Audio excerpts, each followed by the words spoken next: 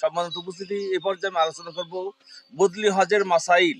হজ ফরজ হওয়ার পর যে হজ করেনি বা দরিদ্র হয়ে যাওয়ার কারণে বা পঙ্গু, অন্ধ, ল্যাংড়া প্রভৃতি রোগ কিংবা যানবাহনে বসতে অক্ষম হওয়ার মতো বৃদ্ধ হওয়ার কারণে বা পথ নিরাপদ না থাকার কারণে বা মহিলার মহরম না পাওয়ার কারণে হজ করতে পারেনি, মৃত্যুর পূর্বে তার পক্ষ থেকে বদলি হজ করানোর ওসিয়ত করে যাওয়া ওয়াজিব। ওসিয়ত না করলে পাপ হবে। সামান্য অর্থের মায় পড়ে হজ ত্যাগ করা বা ওসিয়ত ত্যাগ করা বড়ই বোকামি। মৃত ব্যক্তির পরিত্যক্ত সম্পত্তির 1/3 মধ্যে যদি বদলি হজ করানো সম্ভব হয় তাহলে ওয়ারিসদের উপর ওসিয়ত মোতাবেক বদলি হজ করানো ওয়াজিব। আর এর চেয়ে বেশি অর্থের প্রয়োজন হলে ওয়ারিসগণ রাজি খুশি হয়ে সে পরিমাণ দিতে পারে।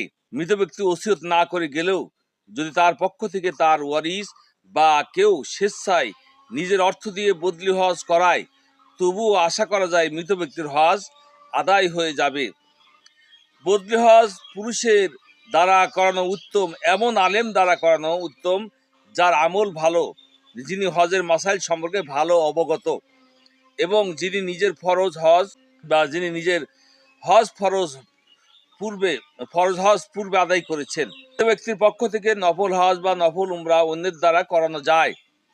এমনকি জীবিত সক্ষম ব্যক্তির পক্ষ থেকেও নফল হজ বা উমরা অন্যের দ্বারা করানো যায়। বদলি হজে ইফরাদ হজ করতে হবে। হজ করেনেওয়ালা অনুমতি দিলে কেরান হজও করতে পারবে, কিন্তু কেরান হজ করলে কুরবানি বা দমে শকর হজকারীর নিজের অর্থ থেকে করতে হবে। হজ করেনেওয়ালা অনুমতি দিলে তার অর্থ থেকেও করা যায়। হজ করেনেওয়ালা অনুমতি দিলে বদলি হজ তামাত্তু হজও করা যায়। দলিলের ভিত্তিতে এমত্তি প্রাধান্য পাওয়ার যোগ্য, তবে এই ব্যাপারে ভিন্ন মতও রয়েছে। বিধায় এহরাম লম্বা জনিত পরিস্থিতি সইতে পারা যাবে না। এমন না হলেও তামাত্তু করা থেকে বিরত থাকাই সবচেয়ে শ্রেয়।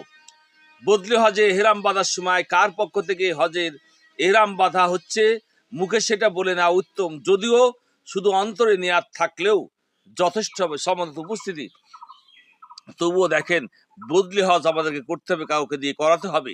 আপনি যদি সেই সম্পত্তির অধিকারী হন, হজ যদি আপনার উপর জীবদ্দশায় ফরজ হয়ে থাকে, আপনি করতে পারছেন না, আপনার যার কোনো রকমের ইখতিয়ার নেই, যার ক্ষমতা নেই, তবুও কাউকে দিয়ে বদলি হজ করাতে হবে। নতুবা হজের যে ফরজিয়াত আপনার উপর ওয়াজিব ছিল, হজ যে ওয়াজিব ছিল আপনার উপর, এই ওয়াজিব থেকেই যাবে।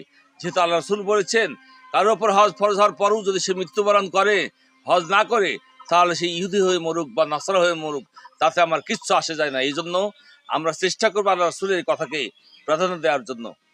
আমিন।